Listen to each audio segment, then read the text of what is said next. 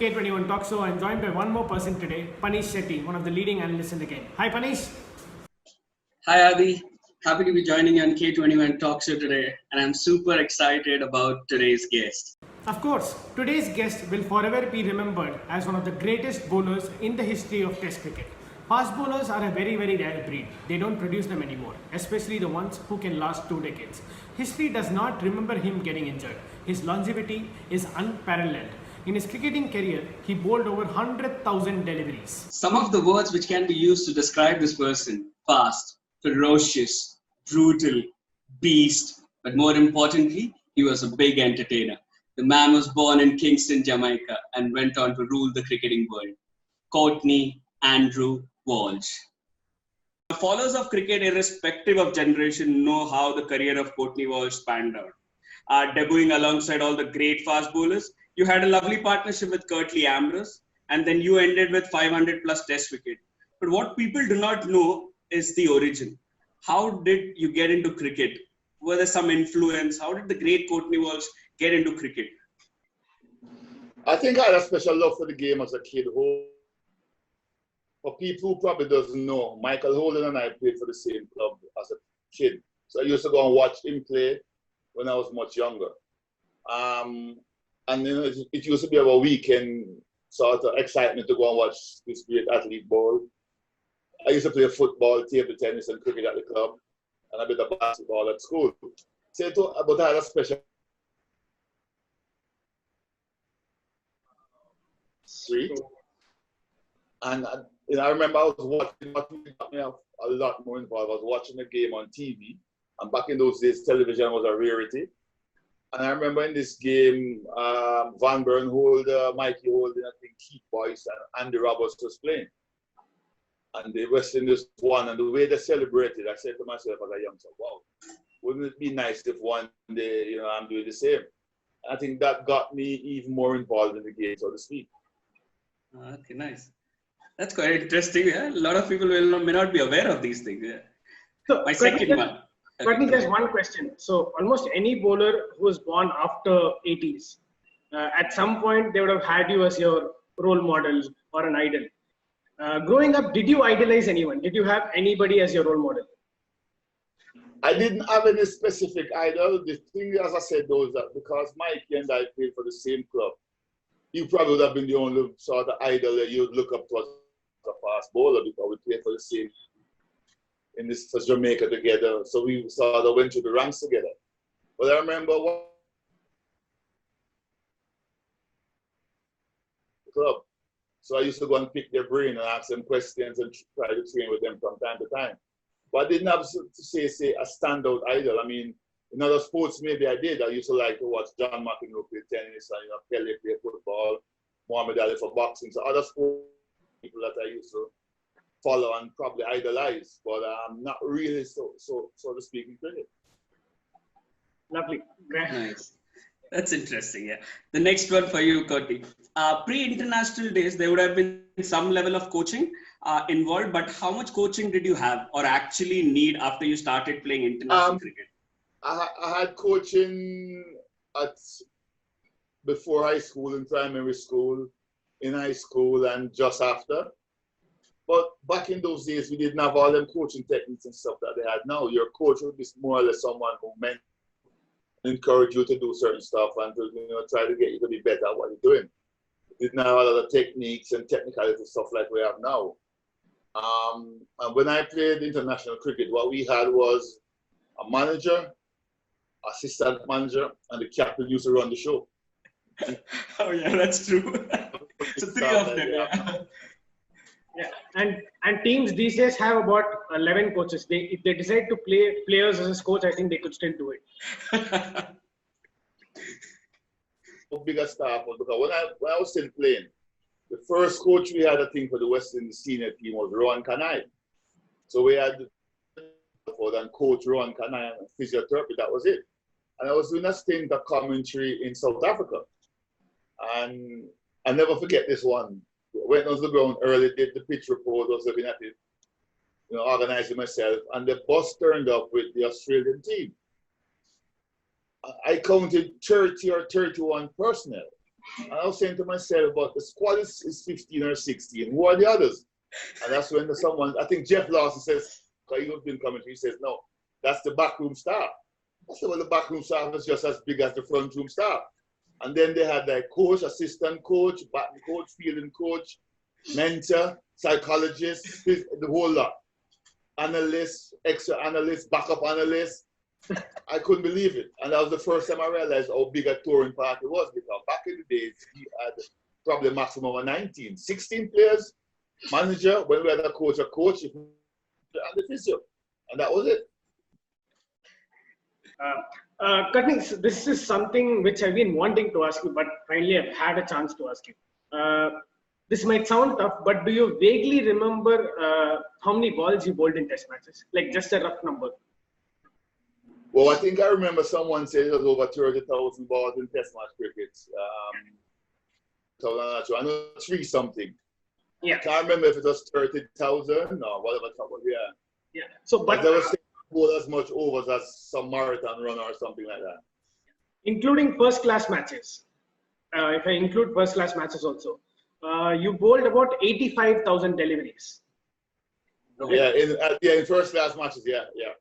So the reason I'm asking you this question is, see, right from your debut, the Holdings, Garners of the world, Marshall, Ambrose, who you played most of your career with, all of these players are known as great bowlers. But what is very, very special about their greatness is the longevity. Like you started in '84, you continued almost till 2001. So how did you guys achieve this longevity? Like especially being fast bowlers, playing all over the world, how did you achieve this longevity? Nowadays, bowlers get injured left, right, and center. And apparently, some bowlers need balance, like workload management. They're trying to balance the load of the players. When you guys are playing, did you even know that these words could be used in cricket? No. When we played, our workload management was to see how much space you could bowl a day, how long you probably could bowl for without hurting you. So you need to know your body. So I think that helped me in terms of bowling for longer spells. The body knew what it was accustomed to doing. And then that helped with more or less injury, because once you know your body, then you can maintain and work towards it and know what areas to get strength stronger. So I remember when we used to go to, you want to impress, when you go to bowl, you want to show them how long you could bowl for, how fast you could bowl, or how much spells you could bowl in that training session and still be effective. So those are some of the challenges we had. When I heard about workload management was when I first became a coach, and it says, well, you've got to give these youngsters 4 or 5 over spells. And then I asked the question, but what happens if he gets a wicket in his 5th over? You still take him off? And they say, yeah. So I said, well, I mean, when you get a wicket, your tail should be up. You should be, to be taken off after getting a wicket. That means that enthusiasm and that is going to be a little bit diminished. I think they've gone reverse back to that now to say workload management is different. You can bowl a little bit more, but the coaches and the physios can monitor you different than after you come off the field of play, what you do, and in terms of rest, missing a game here or whatever, missing a practice day here. And that to me makes more sense, because you need to get to know your body in terms of how to bowl, why you're bowling, and how long you can bowl, how short, how fast, and stuff like that. Correct me if I'm wrong, you had the longest stint as a fast bowling coach with the Bangladesh team. Am I right there? Around 3 to 4 years. That was the longest stint. I had 3 years with them from 2016 to 2019. Yeah, can you share the experience of the dressing room with Hattu? I mean, Hattu is Chandika Hattura Single, the head coach then. I mean, you had a very good rapport with them, all the other coaches, and how the experience was that with the Bangladesh team. You can share some stuff with us. Yeah, it was a tremendous experience. It was my first international coaching stint, so to speak. It was very, very challenging at the beginning. I wasn't sure what to expect, but I think with the head coach and the support staff, everybody let me feel welcome. You also was a part of that working unit, and you did whatever I asked you for, but you didn't have a choice anyway, because but you did whatever I asked you for. I got it. But it was a tremendous experience working alongside the head coach and SNC, the physios, the other assistant coaches, and our fielding coach Richard from England, because those guys had the experience, and it was the first time for me working alongside them. So it was a tremendous experience. The dressing room atmosphere was something new to me because of a different culture. but I warmed to it and gathered and learned as I went along. And I was very happy. You know, people might say you have regrets and stuff. No, I had no regrets going to Bangladesh and getting the experience that I got and being a part of the success story that we had there, because I think in my stint there, we won some test matches, we won some ODIs. The first test match against Australia. My first test match against England, yeah, we won those. And the Champions Trophy semi-final of the Champions Trophy, yeah. We won, you know, we had a good stint. We went to the finals of the Asia Cup twice, got beat by England. So I was very happy to be a part of that system and the setup and the unit, and I was happy to be involved. Yeah. Courtney, just one more question on that. So the period between 2016, that was the period when Bangladesh pacers actually stood up. But till then, whenever people thought of Bangladesh, they had left-arm spinners, off-spinners and all that. So what do you think changed in them in those years? Like, or other, you as a bowling coach, like what did you, what is the biggest advice that you gave them in those years? Well, I tried to get them to start believing in themselves some more. And I'm going to be honest, the players that they have in Bangladesh, they have ability and talent. One of the things that I was happy about is that you could impart your knowledge with the players and they will go out and try to execute and work and believe in themselves a lot more. The major challenge I had with Bangladesh was you could not get commitment from higher up to put programs that you want to put in place for development. So for argument's sake, I could not get a bowling camp when I wanted it, or I didn't get it, then you have to twist to get the players ready. So I don't, to be fair to the players, I think we could have got them a little bit more readier if the organization was into what we were doing and gave you a bit of time to organize the camps. But apart from that, the players were keen to learn. They're a talented bunch of players. They want to do well. And it's just about practicing the execution. So again, I think I gave them a little bit more self-belief, a bit more understanding of the game and what's going on, and for them to set goals and try to achieve it. Unfortunately, when we played in Bangladesh, we could only play one seamers, and we didn't play a lot of cricket overseas back in those days. So whenever the team went on overseas tours, you know, we'd get some nice bouncy pitches, and our seamers weren't experienced enough, so to speak, to adapt to those conditions and dictate. So they were still learning. And I was trying to get us to a stage where if we can practice enough at home, when we get to these places, then they'll give a better account of themselves. So hopefully in the not too distant future that could happen, but yeah. So Courtney, just picking up where you left off, so you said like the Bangladesh pacers were not experienced enough to adapt to the bouncier conditions of that. So in one of your interviews in the past, you had even mentioned that your style of bowling was probably more suited to England than West Indies. Is there a particular reason why you said that, like, or rather, how much adapting does it really take when you're shuttling between countries? It takes a fair amount of adaptation and also understanding the conditions you're playing in. So I think, obviously, I played 14 seasons, but about 14 seasons in England, in English cricket. So I knew that condition more or less inside out. Played for Gloucestershire. And I think that experience helped me to sort of know the English conditions a lot better. So that was an advantage for me. Bangladesh wasn't touring a lot overseas, so they would not have had that experience, so to speak. And yeah, as much as you practice at home, you could have an idea, but you need to play in those conditions to get better, and they weren't being given that opportunity. I played a lot in the West Indies as well, so obviously, and then I toured a lot and all that. But I think the 14th season of county cricket, when I played from 84 to 98, was something that helped me to know the English conditions. People rave about bowling pairs these days. Your partnership with Ambrose was probably the best since 1990s. 95 matches together, and you all have picked 762 wickets between the two of you. Tell us about that partnership with Curtly Ambrose.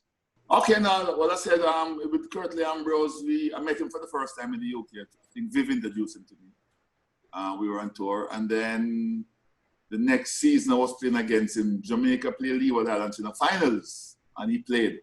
And obviously Jamaica won, he played in that game, and that was the first time I saw him play. And then we were on tour the next year, and he played and destroyed Jamaica in a 4-day game. And then he was selected into the West Indies squad. And I met him and we were together. And I remember we were on trial in a 1-day game. playing at Barbados, and that was, I think, when our friendship blossomed, because we didn't see it as rivalry. I remember having this discussion to this day. We are both on trial. Whichever one gets the nod, good luck, do well, and hopefully we get a chance of playing again. It was along those lines.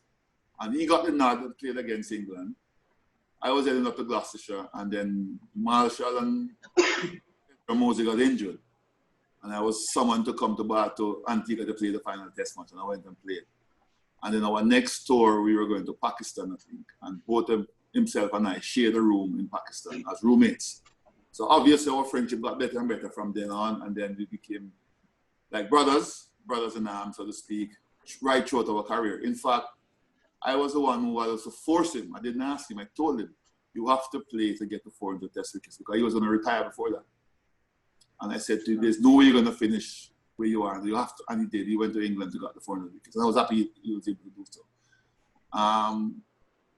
We had a good understanding. Our chemistry was good. We worked together. We didn't compete against each other. We complemented each other. I think that was one of the successes of our bowling partnership. Nice. Yeah, so the complementing part, we had mentioned about it before. Like, did you guys actually say, for example, if you're bowling to a Tendulkar or a Border or a Mark Taylor or anybody, like, did you guys actually plan before saying you attack in a certain way, I'll attack in a certain way, or did you guys keep it simple all the time, like how you are now also? We try to keep it simple, but no, we would discuss. Honestly, we would discuss what we think is that person's strengths or that person's weakness, how they go about it, and sometimes your strength can be your weakness as well. But we would discuss what that batter like, or the type of wicket that batter like to bat on, if they don't like this kind of wicket. So we would know if the wicket would suit us, and then how to operate from there. But no, we would discuss that, Sachin might like this type of delivery, and he plays this one better, so let's starve him and keep it. We didn't over-exert thing with it, but we also had discussions. As you said, the Mark was, the Steve or Ricky Ponting, Sachin, Dravid, those guys. We would have a discussion, but we didn't get complicated. Unfortunately, I think in our time, we didn't have as much analytic stuff to look at and to go back into as they have now. But we would have our discussion, watch the highlights, and look at, memory check, more to speak, as to how the batters played. And we use that to our advantage and discuss how we think we should move on to these batsmen. Or we're not going to give this one a cut shot, or we're not going to let this one hook, or we're not going to let this one cover drive, because those are the strengths. And we would work on it. Nice. Courtney, the next one for you. I mean, we always remember certain deliveries, like Vaughan to Gatting, Vaughan to Strauss, Alan Donald to Sachin Tendulkar. But rarely the one delivery that doesn't get that same attention is the slow Yorker, the dipping Yorker that you bowled to Graham Thorpe. I mean, as far as we remember, you always talk about run in and bowl fast. Where did this come from, the slow dipping Yorker? That was something I was practicing for quite a while in England. I remember the first time I used to use it was in youth cricket and stuff, but I didn't have the confidence and thing with it. And we played a game against Franklin Stevenson at Sussex, and he used it to great advantage. And I figured to myself, now I've got to work on that as well. And I remember him saying to me one day when I used it against them in county cricket, he says, the students has passed the master, because I bamboozled them with the slow ball in the county game. And we had a good laugh about it, but he was someone I used to look up to for the slow ball and how he worked and stuff, and went and practiced and do my stuff. And for this particular series against England, it was something in the forefront of my mind that if I can work on the slow ball for Graham Thorpe, that I didn't bowl much to other batters. It was Graham Thorpe and Michael Vaughan was the two players I sort of highlighted to work on with that. And the minute Thorpe came in, I started thinking about it. When would be a good time to bowl the slow delivery to him? And everything just worked perfect. It was spot on. There's nothing else he could have done. Unfortunately for him, it's been highlighted quite a lot. But I remember we were doing some studio work with Sky. And he walked into, we were working in the studios together. And when he walked in, he said, oh, geez. He looked up at me, not that slow ball again. So you could tell it's still like But it's nice when something like that, when you plan it and you execute it well, because at the end of the day, you can plan as much as you want, but you still have to execute. Just staying with England and the rivalry part of it. If I'm not wrong, you played a lot of series against England. and the only series you lost against England was your last series.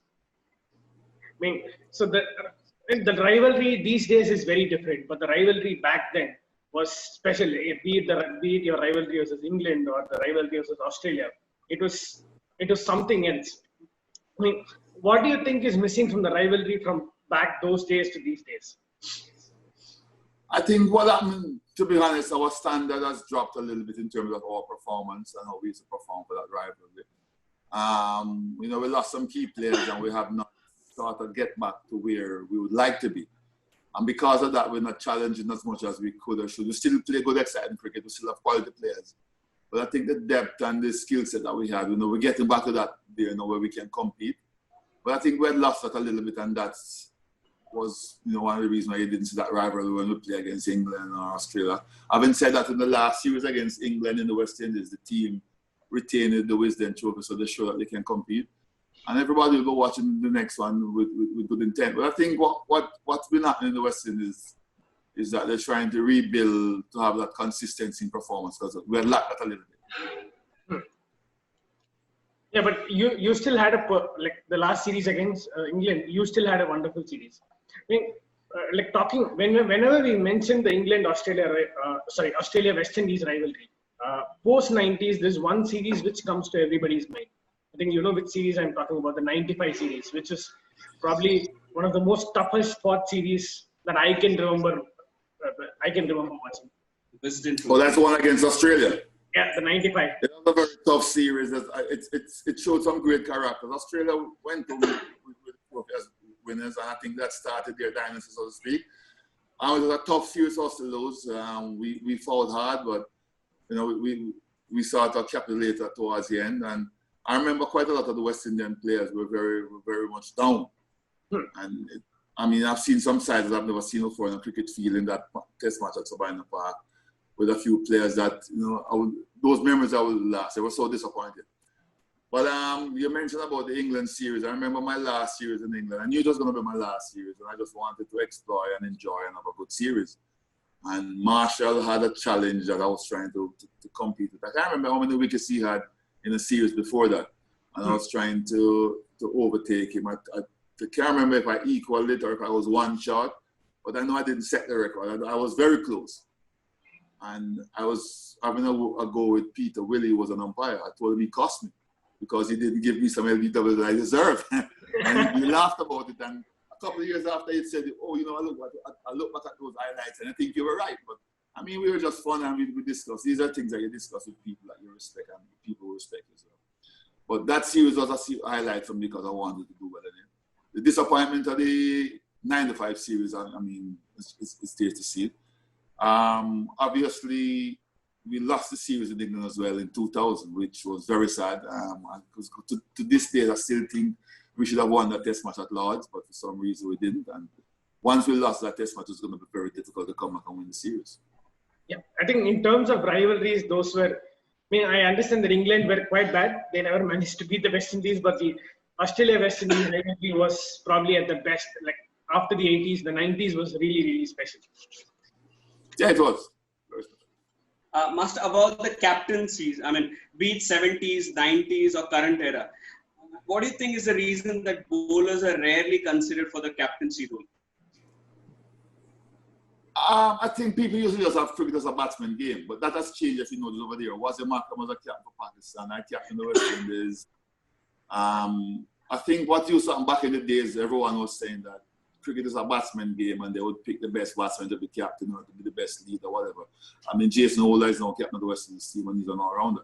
So I think we have moved that bench a little bit, but I think it was probably a tradition one. They used to tell you to be a captain. When I was in school, I remember they used to tell us that if you're a captain of the team, you have to either be the wicket keeper or fielding at first so you can see the whole of what's happening. We have gone past that now. Captain or fielding at mid-on, mid-off, mid-wicket, slip, call it. It's how you lead the team and what your expectation of the team. So I just think that back in those days, it was predominantly a batsman game, so they would look to the batsmen to be captains. Okay. When you took on captaincy, you were replacing Richie Richardson. Did it, for whatever reason, it was not very successful, but did it affect you in any way? Like, did it affect your bowling? What did captaincy? What was the captaincy effect on you? What captaincy? Sorry. For me, I think it made me a better person, a better player. I get to understand people a lot more, and I learned a lot more about the game. I lost the worst series where I was in Pakistan, and that we lost all those test matches there. And I could have told before we got there, because that was a transitional time when, if I was to write a book, I'll put it in the book that the best team wasn't selected for various reasons. I'm not going to go into that now, but I didn't think I got the best team to go to Pakistan. And I said it when I was in the selection room, because it just wasn't. We had guys who did well in India, and we were in subcontinent, and those guys weren't even considered to be in the squad. So I think that was probably one of the time when the demise was starting. While a very tough series against Australia, lost 2-3 in Australia. But a very good season in India. We came back and enjoyed the test match season. My first stint when we lost in Mumbai, we came back and won in Chandigarh. So we leveled the series there. So it wasn't all doom and gloom. I think I had some close series, but the Pakistan test series in Pakistan was the worst, because we lost all those test matches. But I did enjoy it. It made me a better person. It gave me a bigger oversight in life. It also helped me to build my own character and to know a little bit more about other persons and other personalities. So I was very happy to be given that. And it was always an honor, a pleasure, and a pride to lead the West Indies. So I have no regrets in that. Nice. Master, let's spice it up a bit. Did you ever bat in the nets? If I ever bat in the nets? Did you ever bat in the nets in your international career? When I just started, I used to bat in the nets, but with such great West Indian batsmen, I didn't see the need for it, so my batting deteriorated then. But if you look at my county record, I've got lots of 50s in county cricket. Just didn't get one test. Let's talk about the match-winning inning at Bridgetown. The one in which you didn't score a run, but you played 5 balls. The two things. It was not the 5 balls. There was overs from McGrath, overs from Gillespie. It was more than 5 balls, but I survived them all. So what were you? We will lose this test match is if you get out. That's what I told Brian. I said, Brian, there's no way I'm getting out today. The only way we lose this test match is if you got out. And that's why he was laughing when I was, defending my turf. Yeah. What were you thinking when you were walking down? You had to play deliveries, and did Brian Lara tell you when you entered? When you reached the crease, did he tell you anything, some tips or something? What was going in your head? That is still one of the highest chases. I was upstairs watching, and I thought we won the test match when Curtly was batting. And then when he got out, I took like a sigh of relief, and I thought, no, this time I can't let the team down. I've got to be the person being not out. If I don't get out, we have a very good chance of winning the test match. So that's what I was telling myself. And I remember this distinctly. When I walked out, all I said to Brian, the only way we're going to lose this test match is if you get out. And he looked up at me and laughed. And then I think in one of the innings, he came to me and he says, I'm going to try and get as much of the strike. I said, yeah, the strike is yours. You just dictate and control, but I'm not getting out. And I survived the over. And he came down to me and thumped us and says, keep it. And you could see that he realized I was determined not to get out. And the rest was history. I remember vividly to this day. McGrath bowled me a wide off volley for the last ball of his over. And my high lit up, and I was disciplined enough not to go at it. Because if I had gone at it and nicked it, they would have lost. I was happy to leave it alone. Yeah. So that is remembered for my famous leave alones. Yeah, absolutely. Courtney, one question. Remember I sent, Courtney, I remember I sent you a video in which they were rating who has the best left alones.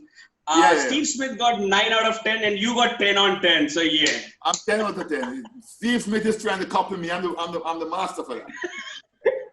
Courtney, where did that originate from? Like, did you start doing it for fun, or where is the origin of that defense? It just happened on impulse. I remember it happened on impulse the first couple of times. And then the first time I realized that the guys were laughing, it was Viv came to me after a game. And he says, man, you're cracking me up, man, with this leave alone shitty, man. Where you get it from? Where you doing it? And I said, Skipper, it's just something that is happening naturally. And the guys used to come up to watch me back just to see me leave alone. And it wasn't something that I did. Afterwards, in benefit games, I was doing it because of what the fans wanted to see. But I promise you, when it happened in the test matches and stuff, it was just genuinely something that was happening. It wasn't something I had planned. And then I became known for it, so people wanted to see the leave alone. So I started playing on the fans' mind now towards the end of my career when I realized that, hey, some of these guys come to watch your back, but they don't want to see you hit the ball. They want to see you leave it alone. Nice. It's amazing. I think you're probably one batsman who would rather see you, like, enjoy watching you leave the ball alone rather than bat. Yeah, there's a few people. I mean, I used to have hit some big sixes and whatever from time to time. But a lot of people and friends have told me that the part of the game that they enjoy, so watch me bat, whether I make it or not, as long as they, from my walking with the bat, they get close to the TV screen because they know it's going to be entertainment. Yeah. So, Courtney, just staying on the topic of batting, like obviously you have your own style of batting, and we spoke about the Bridgetown Test match as well, where you actually lasted 5 balls and then helped West Indies win the match. But there is one person who's going to blame you for his batting. Okay, this particular batsman, he was batting on 90s 3 times. Okay, every time he couldn't get to his 100 because you got out. Who is that? Yeah, and he's your wicket keeper. That's the clue I can give you. He would have had 3 more test hundreds if he had not got out. He was stranded in the 90s 3 times because of it. Do you remember the batsman? And I get out? Yeah, and you got out every time. Wicket keeper. The only wicket keeper I can think of back in those years would probably be Ridley Jacobs. Yeah, he's the man. He's absolutely the man. So he would have had 3 more test hundreds if he had not got out. If I didn't get out. Yeah. So he was not out in the 90s. Yeah. He was not out in the 90s 3 times. Apologize to him then. Yeah. I hope he watches this video and then asks you a question about it. Okay. Yeah. So batting, Courtney, just one thing we forgot to touch upon about your bowling. So, which is you obviously became the first ever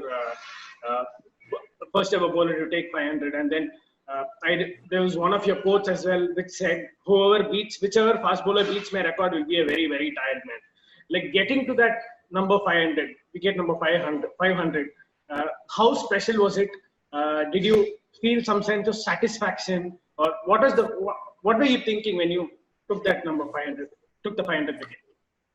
Yeah, it was a sense of satisfaction and pride, and being a proud West Indian to be the first person to get to 500. You know, no one can change it. That will always be in history.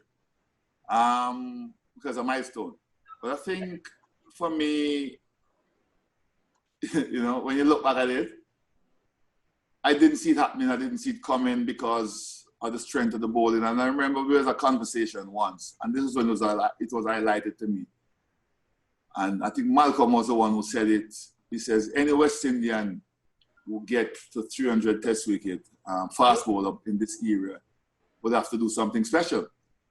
And I said to him, why? He says, well, you got Michael Olin, Joel Garner, myself, Andy Roberts was still playing at the time, myself, Patrick Patterson, Curtly Ambrose. And he said, if you look at this, the wickets are always going to be shared up. It's not like a couple that was leading the India attack, or Richard Hadley, or Ian Botham and Bob Willis and stuff. And he was pointing out all those stuff to me. So when I was playing in my prime, I said to myself, if I get to 200 or 250 test wickets, I'll be happy. And then Michael Olin retired on 249. Andy Roberts retired in 202. I think Joel Garner 259. And he said to me, now that you have passed me, you've got to chase Sir Richard and Capel because they're ahead of you in the pack as fast bowlers. And that was an inspiration for me. That gave me something to think about. And, I was able to do so. But I didn't expect to get to 500. And I was thinking of retiring shortly after. And a good friend of mine in England sent me a message and he says, have you ever been to Mars? And I says, no. And he says, well, you can get to Mars if you want. You're good enough. And that sort of inspired me again. And when I realized I was getting closer, I was thinking to myself, wow, you could be the first person to be there in West India and whatever, and to be leading. So when I eventually got there against South Africa, it was a special time in my cricketing career. I was so proud, overwhelmingly happy. And, my mom was happy for me. My mom she said to finish on an even number. So I was trying to get to 520, but I didn't get to 520. I managed to get up to 519. But she accepted that. And it was joy to West Indian people. It was joy to me, and everybody around me was very, very happy for me. Courtney, we have two segments. One is a rapid fire, which Manish will do. There are 5 number questions about yourself. And then there's one other segment where I'll give you 2 options and you have to choose one. But I'll ask the last question of that. Yeah. Okay. I'll think about it. Let's get into rapid fire. Okay, Master. Okay, your first test wicket. Graham Wood. Correct? Yep, perfect. Your hat trick, can you name the 3 batsmen? Wow, you're testing me now. It's Donald, there's one, I always forget one of this. Tony Donald, Graham Wood, and Valletta. Oh, yes. Number 3, 2 batsmen who you have dismissed the most in test. I remember one name is Mike Atherton. I can't remember the second. It's Mike Atherton. Okay, I'll give you a hint. He's an Aussie. Is it Mark Waugh? Nah. One last. 2. He's an Aussie. Okay. Yeah, Aussie. Yeah, perfect. Perfect. Highest ever ODI score. How much and where was it? I think it was 29 at Edgbaston. No. I'll give you one more chance. You can't forget your highest score. Come on, Courtney. I used to have so much of them. Oh no, I remember there was a thing. I don't remember the amount. It was Eden Garden. Yeah, Eden Garden, correct? Yeah, I don't remember the amount I made, but I hit lots of 6s. Yeah, it's 30. Yeah. 30. Absolutely. It's 30. Yeah. The last one, how many 6s did you hit in your last ever inning in ODI cricket? Your last ODI match, how many 6s you hit? I don't remember my last Come ODI. on, 6s. You can't forget the 6s. No, but I don't remember which game was my last ODI match. New Zealand. It was New Zealand. New Zealand scored 300 odd. You hit 2 6s, Master. You can't forget that. Oh boy. Sorry, 2 6s in New Zealand, my last ODI match. Yeah, there were too many 6s to remember. That's fine. Too many 6s to remember. Yeah. But Yeah, Courtney, Adi, go for it. that's still 4 on 5. That's still a top-notch performance. Moving on to the next segment, I'll ask 4 questions and then Panish will ask the 5th one. So it's basically I'll give you 2 options. You have to tell me which you prefer. Okay. Best all format pacer in the current era: Jasprit Bumrah or Pat Cummins? Best what? Best pacer in all 3 formats. Best all format pacer in the current era: Pat Cummins or Jasprit Bumrah? It's a good one. It's a good one. I probably would tend to lead. Well, it's a tough one. I would probably tend to lead because it's an all format with Pat Cummins. Okay. The next one. Yeah. Toughest batsman to bowl to: Tendulkar or Border?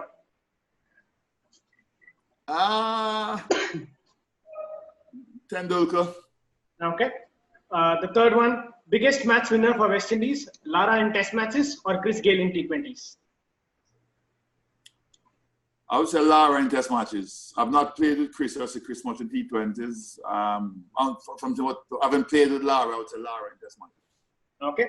The 4th question: Who's the better? Which of your former teammates is a better commentator? Michael Holding, Ian Bishop? Michael Holding, because of his experience and my teammate and respect, and they're 2 very good commentators. I would probably give it a tie. But Michael Holding, with his experience, I've just tripped Bishop by the nostril. Okay. Last question. Okay, the last one, Master. Okay. Whose defense is better? Okay, whose defense is better? Yours or Trent Bolt? Mine by a country mile. Mine by a country mile. Far, far, far. Yeah. My defense Well done, Master. Thank you so much for your time, Master. All right. I think we're pretty much done. Thanks, Courtney. Thanks a lot for your time. Thank you. Thank you so Thanks, much. Courtney. Stay All right, safe. cheers, man. Take care. All right, Take care. bye.